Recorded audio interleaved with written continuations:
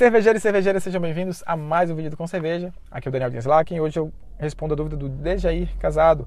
Olha lá o que ele mandou. Posso utilizar solução sanitizante como o Iodofor no sifão do airlock ou o ideal é mesmo usar o álcool 70? Jair, é o seguinte, eu recomendo o álcool 70, tá? Até pode utilizar, eu não tenho propriedade para dizer se realmente vai ter algum problema na sua cerveja ou não.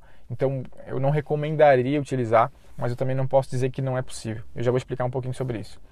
Antes eu queria falar um pouco do que é a função, para que serve o airlock, o que ele faz como equipamento dentro do nosso processo de produção. Tá? Basicamente a gente precisa, na hora da fermentação, impedir o contato do ar atmosférico com a nossa cerveja, com o nosso mosto. Tá? Para que isso? Para a gente não ter problema de contaminação, primeiro, para que aqueles organismos que estão no meio, né, onde você está, naquele ambiente onde está fermentando a cerveja, não entrem em contato com o nosso mosto e não contaminem o nosso mosto.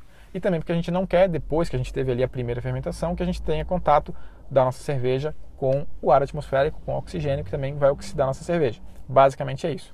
Só que ao mesmo tempo, o gás carbônico que é gerado na fermentação, ele precisa ser expelido, ele precisa sair do balde fermentador. Se tivesse fechado, ele explodia nosso balde. Tá?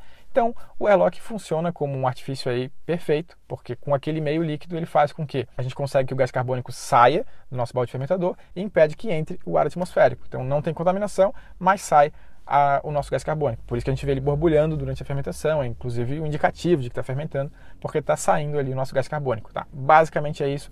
Então a função dele é esse líquido impedir essa troca de gases do meio interno com o meio externo. Quer dizer, na verdade o meio interno troca o gás com o meio externo, o gás sai, só que o ar atmosférico não entra no nosso balde. Tá? Ele impede isso. E isso ele impede por ser um meio líquido. Tá? Então qualquer meio líquido funcionaria. Não precisa ser álcool 70. Tá? Qualquer um funcionaria. Então pode ser água, pode ser solução sanitizante? Pode. Pode ser o álcool 70? Pode. Pode ser refrigerante, pode ser cerveja, pode ser o que quiser. Só precisa ser líquido, certo?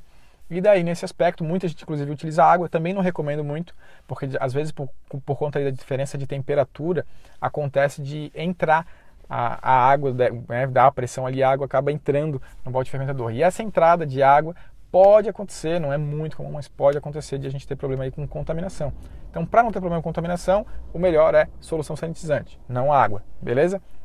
E daí entra essa questão, tá? Então, em vez do álcool 70, que é a solução sanitizante mais cara, eu posso utilizar o Iodofor, que eu utilizo para sanitizar todos os meus equipamentos, que é mais barato e tudo mais? Teoricamente pode, tá? E tem um viés nisso aí, que é por isso que eu não recomendo, que assim, quando a gente utiliza o Iodofor, por exemplo, uma solução sanitizante, que esteja numa concentração acima do indicado, que de repente não escorre direito, e acontece, ou também se a gente utiliza água com cloro, pode acontecer de a gente ter uma flavor na nossa cerveja, que é o clorofenol. Vai dar aquele gosto e aroma, principalmente, medicinal, tá? Que é muito desagradável, não tem como tomar uma cerveja dessas. Geralmente ele está associado ou com água com cloro, ou quando a gente erra a mão aí na dosagem da diluição, da solução e tudo mais. Então, o que eu não tenho propriedade, como eu falei, é para saber se esse pouquinho de solução que pode vir a entrar no seu balde fermentador, na concentração certa, é suficiente para trazer seu flavor, tá? Eu nunca testei, eu nunca vi nenhum estudo disso concreto, testando isso, e eu então não tenho propriedade, nunca vi acontecer de fato isso, por isso que eu não tenho certeza. Talvez seja muito pouco e não vai ser suficiente para trazer esse aroma e esse sabor, esse flavor de maneira geral. Então, se não for suficiente, perfeito, pode usar à vontade. Inclusive, se alguém aqui já utilizou e de repente entrou na sua cerveja e viu que não gerou flavor nenhum, pode deixar aqui o comentário para a gente ficar sabendo disso também. Ou o contrário, se fez e trouxe esse clorofenol, também vale para a gente saber, tá? E basicamente é isso, por isso que eu não tenho propriedade para recomendar, entendeu? Não sei se ficou claro porque que eu não recomendaria, mas eu também não tenho certeza, não posso descartar a utilização. Mas a quantidade é pouca que utiliza, então ter 1 litro de álcool 70, para mim vale a pena, eu tenho. Tá? Uma outra alternativa, se não quiser utilizar o álcool 70, estiver pensando ali no Iodofor, o que eu posso dar como recomendação é o seguinte: vodka.